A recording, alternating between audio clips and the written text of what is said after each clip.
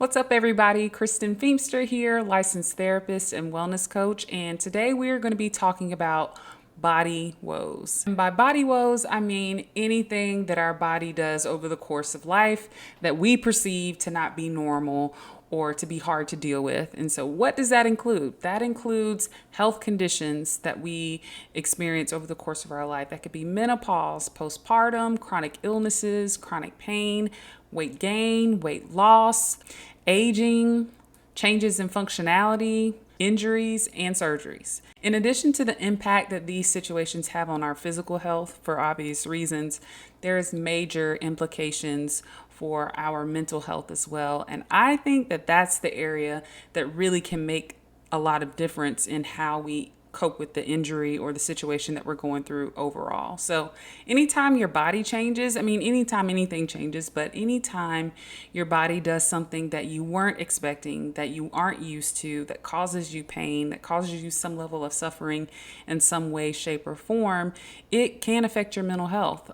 It can be directly related to symptoms of depression, anxiety, grief. Even sometimes people experience, just general mood swings and mood changes that they're not really able to account for any other way. And you can also experience issues with substance misuse, abuse, and addiction. So it's very obvious that there is a mental health component to the physical changes that our bodies go through. And when I was thinking about the angle that I wanted to take for this video, I was thinking about the fact that I could go through all of these different conditions and sectors of body woes and, describe here's what happens when you go through this type of situation and here's the unique things that you'll experience. And although those are valid and I think those videos should be made, I wanted to try to find a common thread that basically just covers what to do when you feel like your body isn't your own, when you feel like your body has betrayed you or failed you or rejected you in a certain way. There are some common threads of mindset issues that we can all kind of come together and agree on, even if you haven't been through that specific issue yourself. So that's the angle that I want to take for today, is give you all some tips on how you can cope mentally with what your body is going through physically. If you find that you are going through a change with your body, I first and foremost want to acknowledge that that is a very big deal. I feel like sometimes our society and our culture just kind of pushes through injury, pushes through pain, pushes through changes, and doesn't acknowledge that there's a major adjustment that goes on anytime you have something like that occur.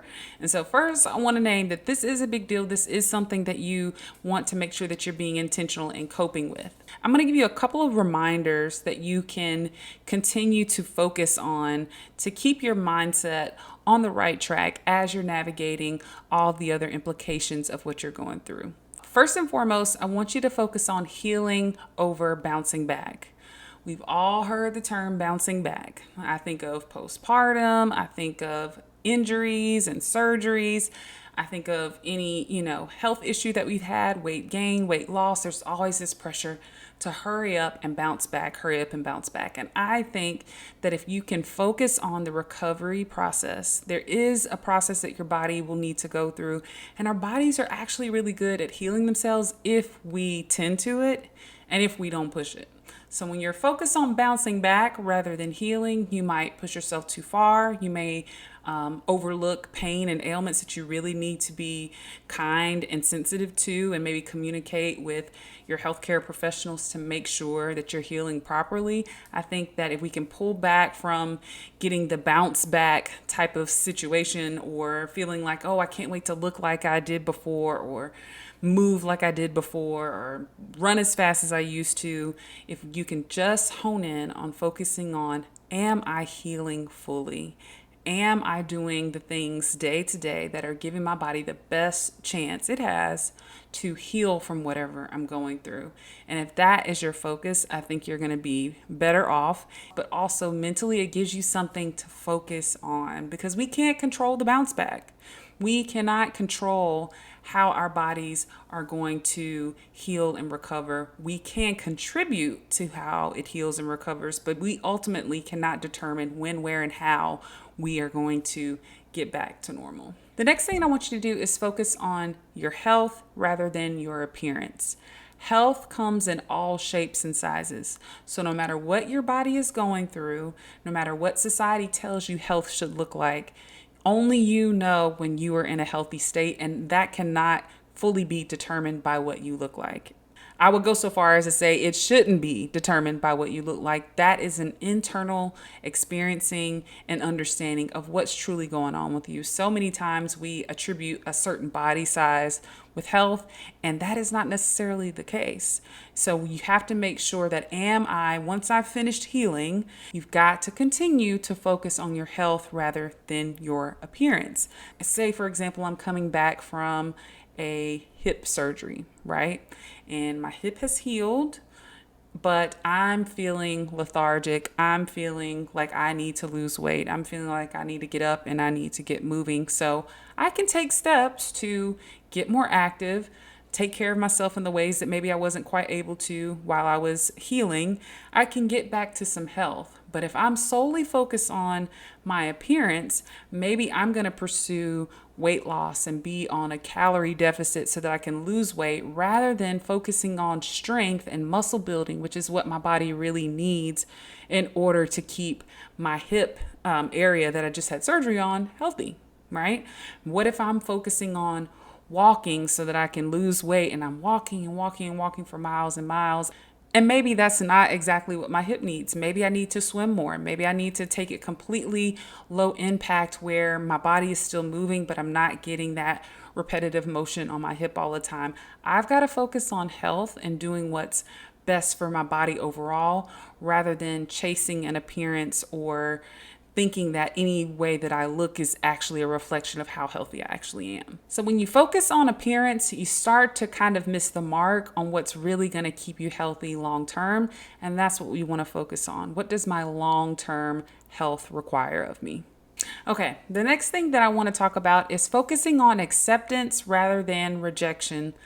This is a big one, okay? Because I think that sometimes, I even mentioned it at the beginning of this video, sometimes we can literally feel like our bodies betrayed us. Like, how could you? I was doing this and I was doing that. How could you do this? I've personally felt that way when I've been injured. For those of you who don't know, I have had 3 knee surgeries. Knock on wood, those surgeries were years ago, but at the time it was at the height of my basketball career. I was being scouted by colleges. I was in my prime. I was doing so good and I was playing and I ended up getting hurt.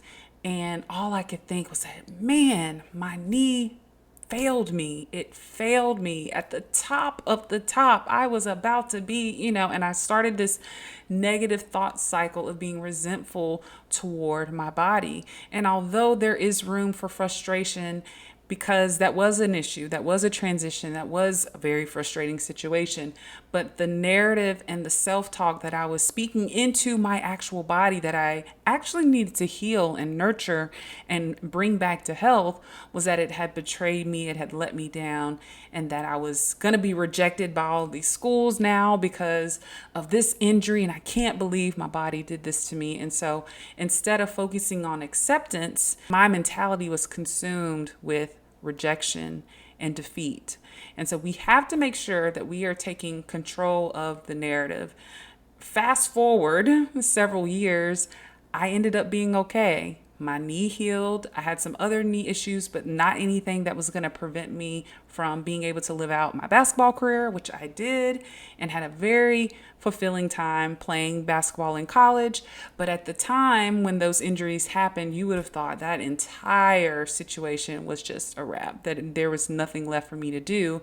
But in hindsight, it actually worked out. But what it took was me accepting that, hey, I'm going to have to sit. I'm going to have to sit for this summer. I'm going to have to do my rehab exercises. I'm going to have to really slow down and be patient with myself and not wish this thing away, but actually embrace that this has happened. This is my situation. How can I make the best of it? So whatever you are going through, it's not to dismiss that there is an element of grief and loss and frustration and other things that go along with it. But in the midst of that, can I begin to accept that this is my reality? That's the concept of radical acceptance, which it means to Take in the reality of the situation and try to find ways that you can move forward within that reality. Not denying it, not hyper focusing on it, but just accepting it is. And now I'm going to move forward. Last thing I'll say on this is to focus on connection rather than isolation. And this is kind of a two-pronged thing. I want you to focus on connection with yourself rather than disengaging from your body based on that rejection, based on that frustration and feeling like it's failed you. I want you to connect with yourself. Take care of yourself. Practice self-love during this time. How would you take care of a child that was going through the exact situation that you have going on? How would you speak to them? How would you hold them? How would you feed them? How would you move them? What care would you give them if you had a child that was going through exactly what you're going through? I want you to start doing that for yourself. You would not leave a child abandoned to deal with a health issue or an injury or any stage of life change on their own. You would be present with them. You would love on them. You would encourage them, and you would take your time and be patient with them. And so that is first and foremost what I want you to focus on in connecting with yourself, is being patient, being kind, and nurturing yourself while you go through the situation. On the other hand, I also know that when we go through something, we tend to think that we're the only one that's going through it, that no one else is going to understand, that no one else cares maybe, and we start to retreat and withdraw. I've gone through this personally, and I know that there are many of you that have experienced this as well. It can just be a very isolating feeling. It can be an isolating feeling to have to navigate pain and navigate a new change in life for people who are postpartum. That means that you have a new addition in your family and you're working through all the aspects of that, and it can feel like no one gets it, no one's there, that the world has moved on and it's just you. Those are the opportunities where I want you to lean into connection more, okay? People may not understand exactly what you're going through, but what ways can they still show up for you? What ways can you still connect with them? It may look different.